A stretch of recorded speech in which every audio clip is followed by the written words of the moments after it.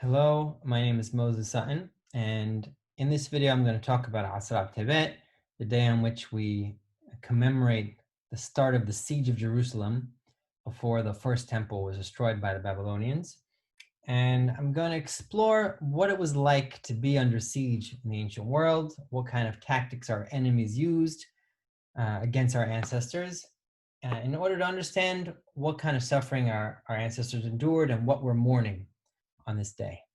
And I also want to just mention the 4 soldiers who were murdered in a terrorist attack on the 10th of Tebet in 2017, while they were on a trip with the army on the Armon HaNatziv Promenade in Jerusalem.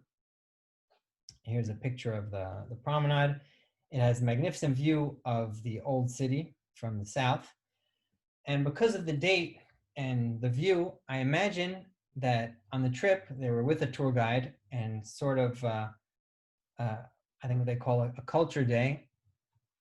And the idea is that as defenders of the Jewish state, as soldiers in the Israeli army, it's important to be aware of the past, of the history, to learn from it, and to appreciate the modern state of Israel all the more so, and perhaps even to understand the battle and the siege and what transpired from a military perspective. But their lives were tragically cut short on that innocent field trip. And therefore, I think it appropriate to use this day as an opportunity to continue that understanding of our history and appreciating the suffering of our ancestors, and to learn to appreciate what we have now because of that. So here's the foundation of what we know, what happened. Just a few pisukim here in Sefer Melachim of the siege of Jerusalem in 588 BCE. And it says that it happened on the 10th day of the 10th month, the 10th month being, of course, Tebet, in which Nebuchadnezzar and the whole Babylonian army, they encamped around Jerusalem and they encircled the city. And it says they built a Dayek Savib. So we'll talk a little bit about what exactly this is, some sort of fortification around the city. But the point is seal off the city so that nobody inside could get in and out. They can't bring in food, supplies, weapons, can't contact anyone else. Cut them off from the outside world. The next step in our enemy's strategy is represented here in the second pasuk. So it's a little redundant because matzor just literally means a siege. But we already heard that they, fortified around the city. But I think this is hinting towards a more figurative meaning of siege, because the word masor comes from the root sar, which means narrow, but also means to be in distress, to be in some sort of trouble. Like we have, for example, throughout Tanakh, but especially in Tehillim. For example, min ha-mesar karati ya, means when I was in dire straits, I called out to God. And therefore the enemy is trying to make the people inside, and the defenders especially, be demoralized and feel like despair, like there's no point in fighting, and they just surrender. And then finally, the most difficult action taken against the people of the city is the hunger. They have no more food, and that's when they just become weak, and the enemy will just easily breach the city and raze it to the ground. So that's starving the population. We're going to go into these 3 points a little bit more detail with some slides. So first, the sealing off the city. So this is looking at the way the Romans used to do it. They build a sort of earthen embankment around the city. This is described in Josephus's account of the siege of Jerusalem at the end of the Second Temple period. But here on the left is a picture of what it may have looked like, with towers along the way. And on the right is actually such a wall that was discovered around Masada, which was also put under siege by the Romans just a few years after the destruction of Jerusalem. And even though it was a smaller battle, they used that strategy of encircling the city so that the people can't get out. And here in this slide, we have a picture of siege towers. On the right, this is just a computer-generated image of what it may have looked like in the Roman siege of Jerusalem. And this from a video by Megalim Institute. They have a great video of the Roman campaign against Jerusalem. Then in the Second Temple period, they also have a video about the Babylonian campaign in the First Temple period.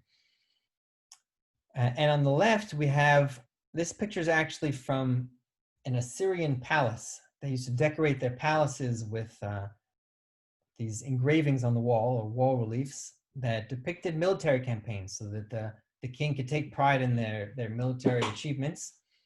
And this on the left here is the siege tower. You could see the wheels on the bottom, and on top there are archers.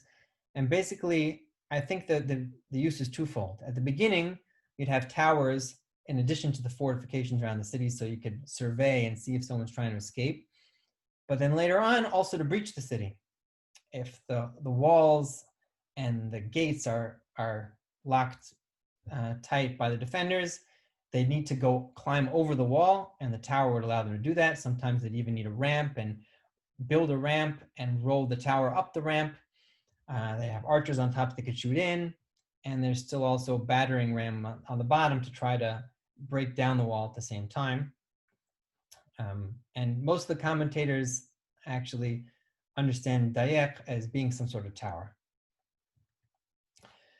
So we spoke about building that fortification around the city to prevent people from escaping or smuggling things in. So if they do catch people, so something that the Romans did at the end of the siege of Jerusalem in the Second Temple period, and Josephus writes about this, is they caught people outside and they crucify them.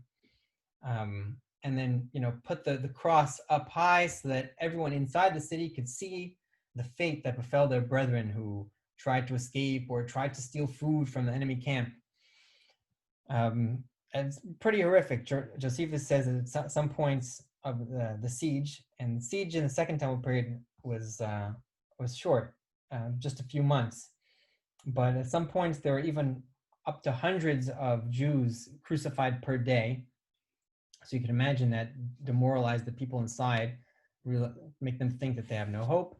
And the Assyrians did the same thing. And this is another wall relief from Sanherib's palace. And this is actually a picture of Jews, because it's the wall relief commemorating Sanherib's campaign against Yehuda, the kingdom of Judea.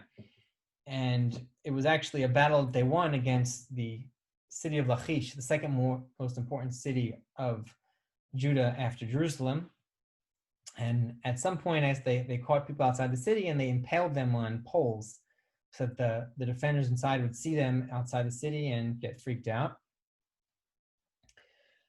And which brings me to the next point. After the Assyrians defeated Lachish, they went on to Jerusalem, and Jerusalem actually miraculously won and survived the campaign of the Assyrian Empire.